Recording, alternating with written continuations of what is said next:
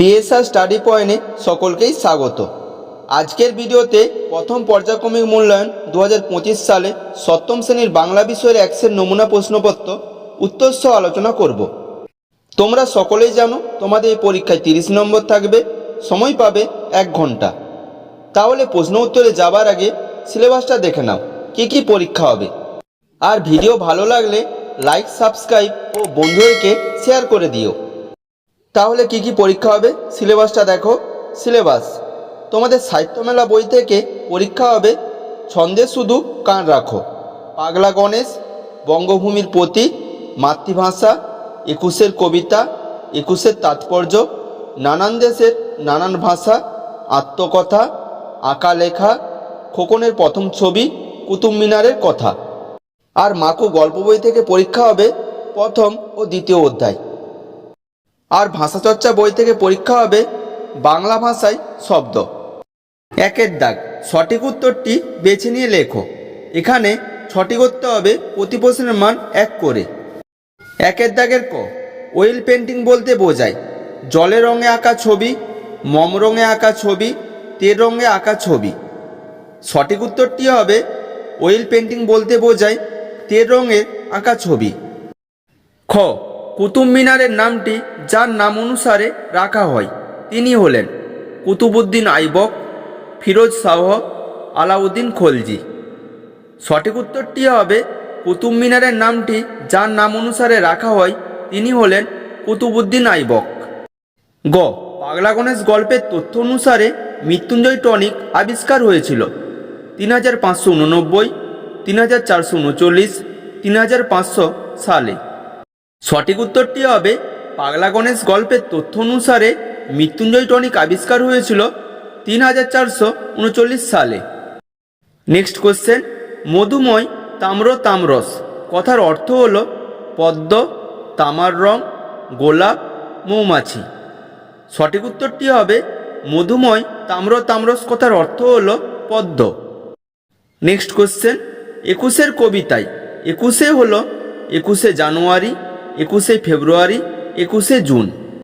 সঠিক উত্তরটি হবে 21-এর কবিতায় 21শে হল 21শে ফেব্রুয়ারি। নেক্সট কোশ্চেন: কোনটি তৎসম শব্দ? শিক্ষা, চাঁদ, কেষ্ট। উত্তর হবে শিক্ষা হল তৎসম শব্দ। নেক্সট কোশ্চেন: চা, চিনি, লুচি এই শব্দগুলি কোন ভাষা থেকে এসেছে? চীনা, ফরাসি, আরবি। সঠিক উত্তরটি হবে চা, চিনি, লুচি এই শব্দগুলি চীনা ভাষা থেকে এসেছে। 2-এর দাগ: অতি সংক্ষেপে উত্তর দাও।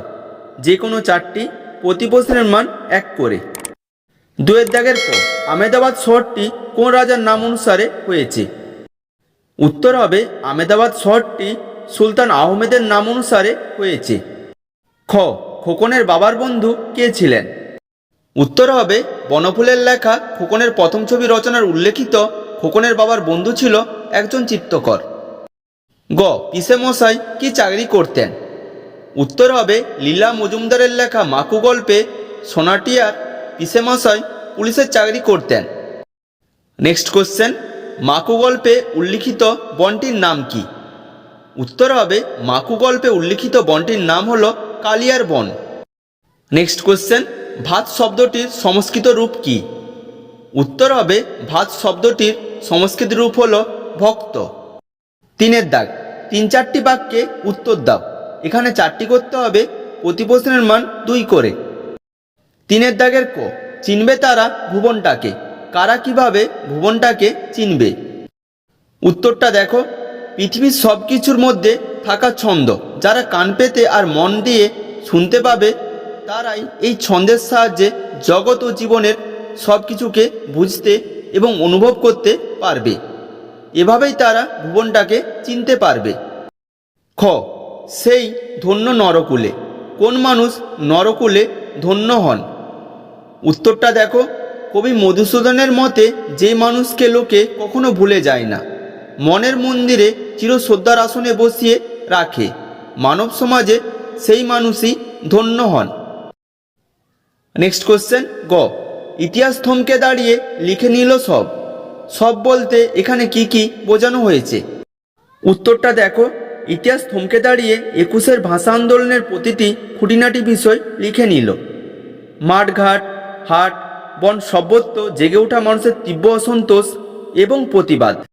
পূর্ব পাকিস্তানের সেনাদের গুলিতে বিপ্লবী তরুণদের মৃত্যু ভাষার অধিকার রক্ষার লড়াইয়ের সেসব কাহিনী ইতিহাস থমকে দাঁড়িয়ে একে একে লিখে নিল।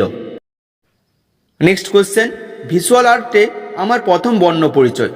শিল্পী রামকিঙ্করের ছবির সঙ্গে প্রথম বর্ণ পরিচয় হয়েছিল কিভাবে?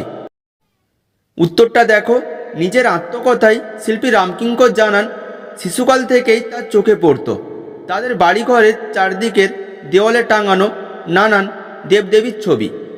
তখন থেকেই ছবির প্রতি তার আকর্ষণ। শৈশবের দেখা সেই সব ছবি তিনি অত্যন্ত নিষ্ঠার সঙ্গে কপি করতেন।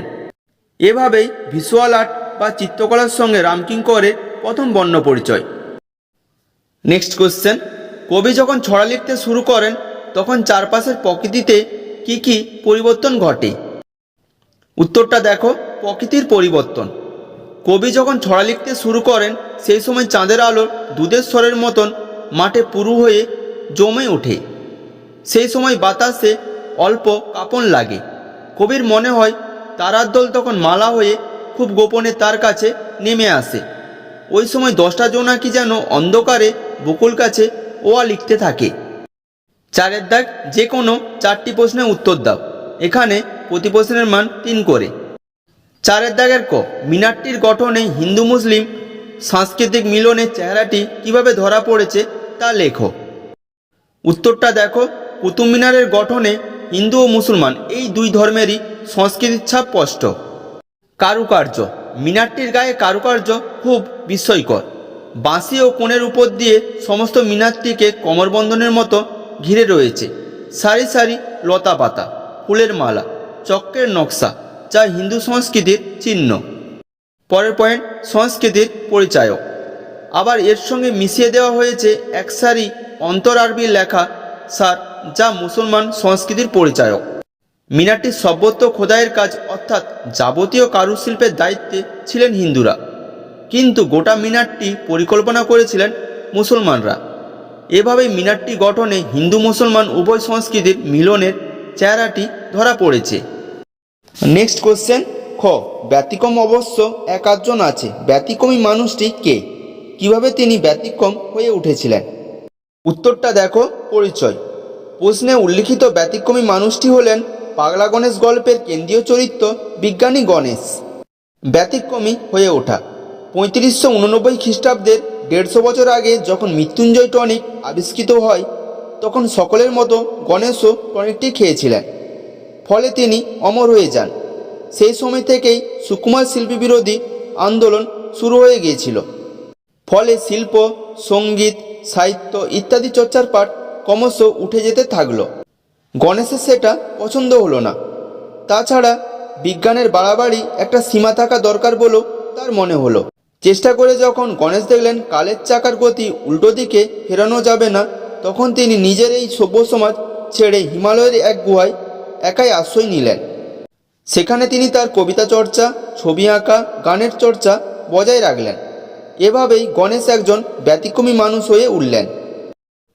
নেক্সট কোশ্চেন, দেশি শব্দ বা খাঁটি দেশি শব্দ কাকে বলে? উদাহরণ দাও।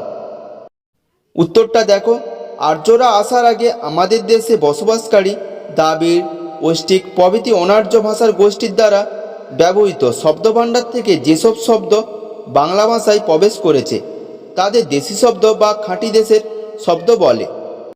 উদাহরণ, মস্ত, ঘুম, কচি, পাল ইত্যাদি। নেক্সট কোশ্চেন, মাকুকে তৈরি করতে ঘড়িওয়ালার কত সময় লেগেছিল? ঘড়িওয়ালা মাকুর জন্য কাঁদতে লাগলো কেন? উত্তরটা দেখো, মাকুকে তৈরি করতে ঘড়িওয়ালার 17 বছর লেগেছিল। ঘড়িওয়ালা মাকুকে তৈরির জন্য তার সব বিদ্যে খরচ করেছে। এদিকে মাকু পরী রাজকন্যাকে বিয়ের জন্য বায়না ধরেছে। তার জন্য তাকে মানুষের মতো হাসতে এবং কাঁদতে হবে। নিরুপায় ঘড়িওয়ালা পালিয়ে গেল মাকুর জন্য মন খারাপ থেকে সে কাঁদতে থাকে।